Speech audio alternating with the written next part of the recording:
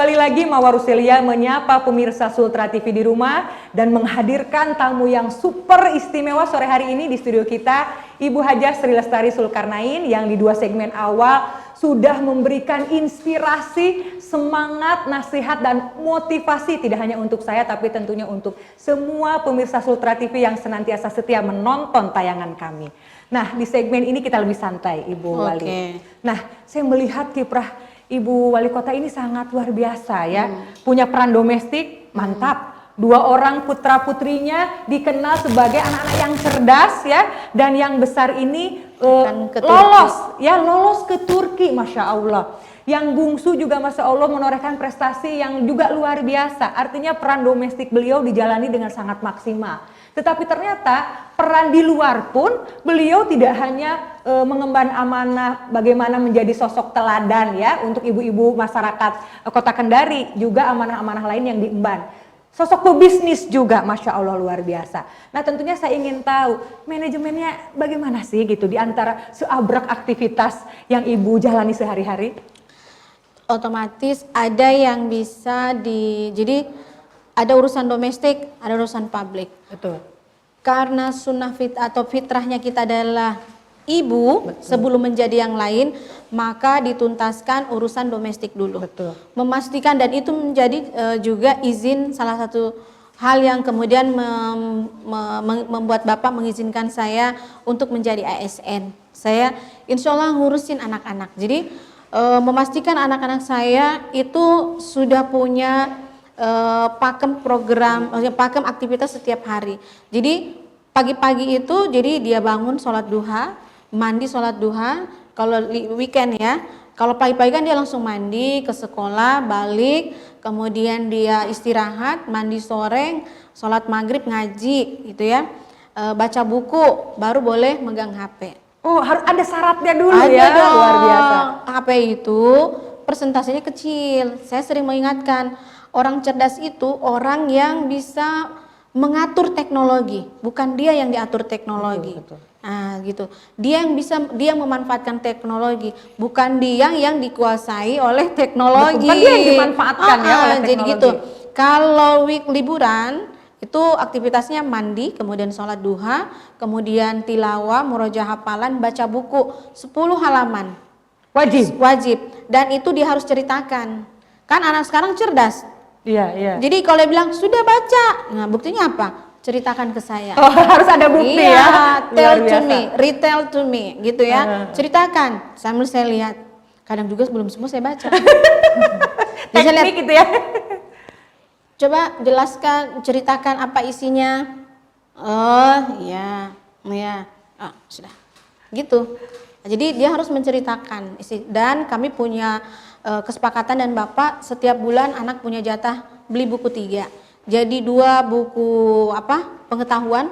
Jadi saya bekali dengan kumpulan soal, karena saya pengalaman Bapak saya pun membekali saya begitu. Jadi dibelikan kumpulan soal yang dikerjakan. Di belakang itu ada kunci jawaban kan? Iya. Tapi nggak boleh lihat itu, kerjain dulu sesuai kemampuan, nanti baru lihat. Gitu. Iya. Nah, itu beli buku. Nanti buku ketiganya bebas, mau komik, hiburan ya, yang jenisnya hiburan. Mau canon, komik putri-putri, terserah. Yang penting, tapi komiknya tetap ada nilai edukasi seperti itu ya. Nah, kemudian jadi saya memastikan anak saya seperti itu. Nah, kemudian urusan yang lainnya tetap saya handle full. Jadi sudah ada, kalau orang dapur itu sudah ada jadwal Senin, Selasa, Rabu, dan menunya apa-apa saja. Itu udah berputar seperti itu. Nah, kalau urusan organisasi yang banyak ini, betul. Itu tinggal saya evaluasi. Ada memang penanggung jawab yang handle, tapi itu berdasarkan arahan saya gitu ya. Oh ini kerjakan ini coba dievaluasi ini dan seterusnya. Jadi manajemennya harus bagus. Jadi harus punya manajemen.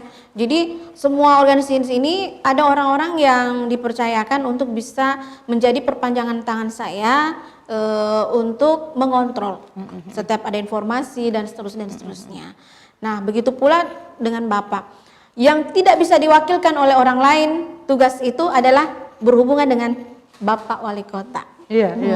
Jadi itu harus saya urusin sendiri. Kalau Bapak tidak bisa didelegasikan. piringnya saya cuci sendiri, gelas minumnya saya sendiri. Pagi-pagi saya buatin susu sendiri, siapin kuenya dan sebagainya. Luar biasa. Bajunya tinggal ditanya, ini mau acara apa, ini seterusnya, sepatu ini seterusnya. Itu full saya urus kalau Bapak. Nah kalau anak-anak saya kontrol tapi dibantu orang lain, begitu juga yang lainnya. Jadi insya Allah sejauh ini semuanya bisa terhandle dengan insya Allah dengan maksimal. Dan tentu saja ini kerjasama dengan Bapak. Iya, kalau anak ini kami diskusi tentang pelajarannya, tentang pendampingan, nasihat. Kami gantian untuk memantau dan memberikan nasihat. Ada nasihat tertentu Bapak yang kasih, ada nasihat tertentu saya yang mendampingi atau menyampaikan. Termasuk belajar kami berbagi. Kalau urusan matematika atau sains itu urusannya Bapak. Tapi kalau urusannya terkait dengan sosial atau bahasa Inggris, nah baru bolehlah ke saya.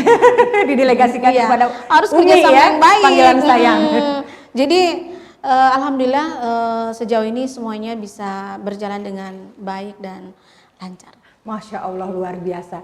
Jadi luar biasa adalah dalam beberapa organisasi yang beliau diberikan amanah menjadi pemimpinnya, maka ada pendelegasian wewenang kepada orang yang tepat ya, walaupun semuanya tetap diarahkan oleh beliau. Tetapi ternyata ada satu yang tidak bisa didelegasikan, yaitu peran beliau sebagai seorang istri yang dari mulai mencuci piringnya, gelasnya, gelas minum, menyiapkan susunya, sarapannya, Bapak Wali Kota itu wajib Ibu Wali Kota sendiri yang menyiapkan. Masya Allah, luar biasa.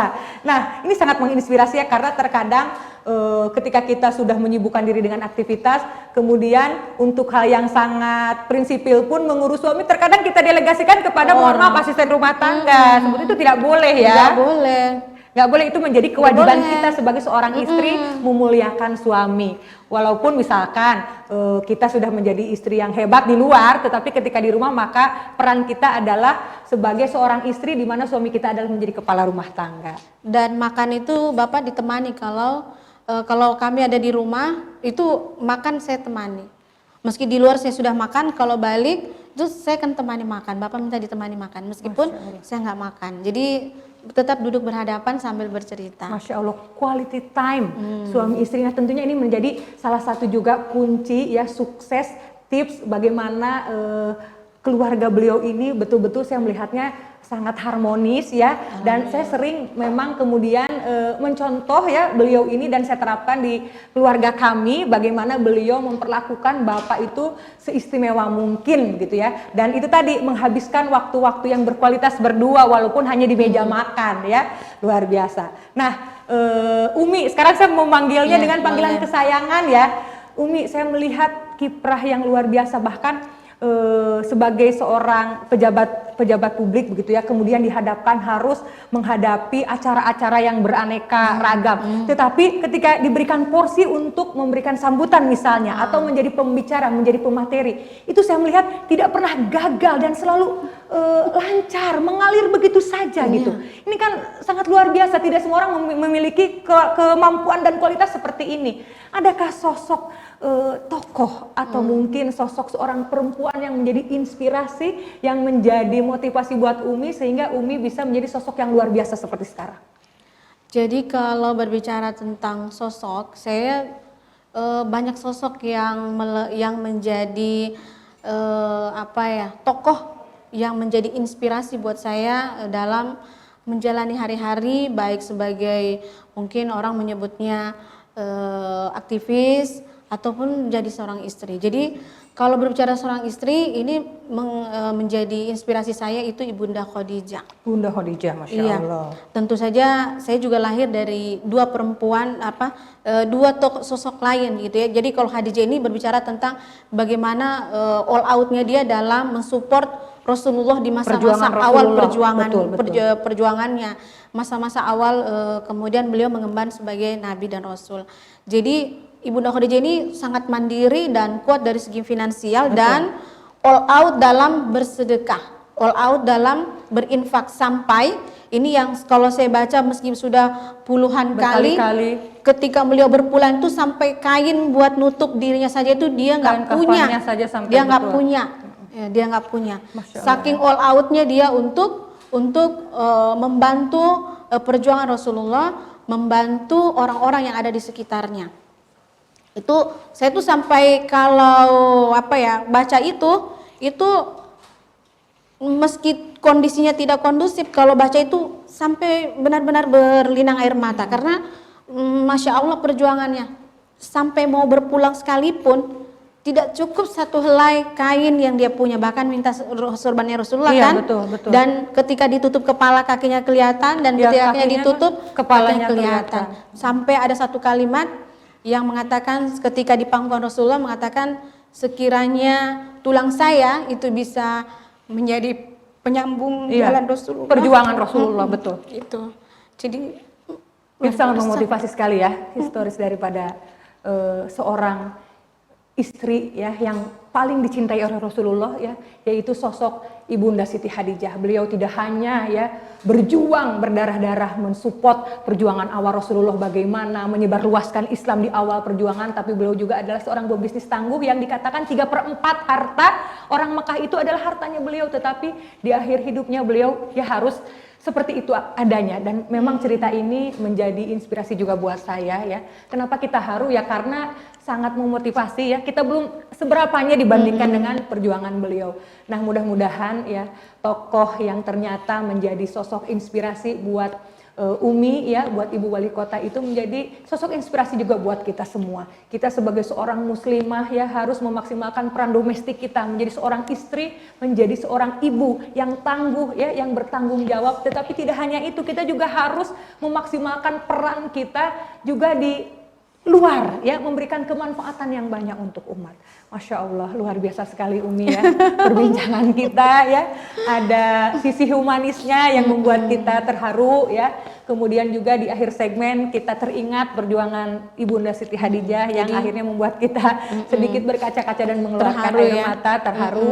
Mudah-mudahan. Dan juga 2 perempuan tangguh ya, ibu saya dan ibu mertua saya. Jadi konsep rezeki itu saya benar-benar belajar dari 2 perempuan ini. Jadi kalau ibu saya itu memang lahir dari pedagang, kemudian survive sampai sekarang dengan usaha. Jadi dia benar-benar mandiri meski kami semua sudah jadi ASN, tapi benar-benar beliau survive. Dan ibu mertua saya itu saya belajar dari beliau bahwa kan bapak mertua itu sakit ya. Jadi dialah kemudian yang menyekolahkan 3 anak. Masya Allah. Dan menyekolahkan, dan saya belajar ya ketika waktu kami bersama di Malik itu, orang kan datang bawa jahitan seterusnya, dia bisnis macam-macam. Ketika kami bawa ke Rujab, saya pikir dia udah nggak ada pekerjaan lagi karena dia udah di gedung, maksudnya itu di rumah pemerintah. Ternyata yang bawa dagangan itu orang lain ke Rujab, dan yang beli dagangannya juga orang datang ke Rujab. Jadi dia itu hanya sebagai perantara. Jadi itu berbicara konsep rezeki, bahwa jika Allah berkehendak, Tuhan berkehendak, rezeki kita tuh nggak akan ketutup. Betul. Akan ada saja jalannya agar kemudian kita bisa mendapatkan pendapatan atau dari segi finansial. Jadi itu insya Allah kalau memang kita mendekatkan diri kepada Allah, Tuhan, insya Allah kebaikan-kebaikan itu akan datang kepada kita. Dengan jalannya, dengan jalan yang Allah sudah atur sedemikian rupa ya. Jadi kembali lagi ketika kita memasrahkan diri kita ya kepada Allah, dan kemudian melibatkan Allah dalam setiap sisi kehidupan kita, dalam setiap aspek kehidupan kita, tentunya kebaikan-kebaikanlah yang akan datang kepada kita. Masya Allah, luar biasa sekali. Baik, mungkin di akhir segmen ada closing statement yang ingin disampaikan oleh Ibu Wali Kota kepada pemirsa Sultra TV di rumah, masyarakat Kota Kendari. Untuk masyarakat Kota Kendari yang kami cintai tentunya dan kami banggakan, bahwa mari bersama-sama bergandengan tangan melangkah untuk menghadirkan kebermanfaatan yang semaksimal mungkin, dengan pertama tentu saja bahwa madrasah pertama, pendidikan pertama itu adalah di rumah. Ya, yang menjadi nahkodanya adalah ibu dan ayah bekerja sama untuk menghadirkan generasi terbaik, dan itu merupakan bagian dari support bagaimana kemudian menghadirkan pembangunan yang berkualitas, dan tentu saja anak-anak yang sehat, bahagia, maju dan mandiri menjadi cita-cita kita semua, dan tentu saja bagian dari support program pemerintah. Karena sekarang kita lagi galak-galaknya support program pencegahan dan penanganan stunting. Ini berbicara kualitas atau masa depan generasi terbaik penerus pembangunan Kota Kendari yang kita cintai. Dan tentu saja mari kita dukung semua program-program pemerintah, Bapak Haji Zulkarnain Khalil SEME, program-program yang tentu saja menghadirkan kebermanfaatan untuk menjadikan Kendari jauh lebih sukses dari sebelumnya. Masya Allah, luar biasa. Sebagai masyarakat yang baik tentunya kita perlu bersinergi dengan pemerintah untuk mewujudkan itu tadi, masyarakat yang lebih baik, masyarakat yang lebih sejahtera, masyarakat yang lebih sehat. Masya Allah, terima kasih Ibu Wali Kota sudah berkenan hadir di studio kami di antara kesibukan dan aktivitas beliau yang sangat padat. Sekali lagi terima kasih sekali. Dan pemirsa Sultra TV di rumah, ada banyak nasihat, ilmu, motivasi dan inspirasi yang sudah dibagikan Ibu Wali Kota sore hari ini kepada pemirsa Sultra TV di rumah semuanya. Dan tetap setia menyaksikan tayangan kami. Mohon maaf apabila ada hal-hal yang kurang berkenan. Akhirul kalam wa pamit. Wassalamualaikum.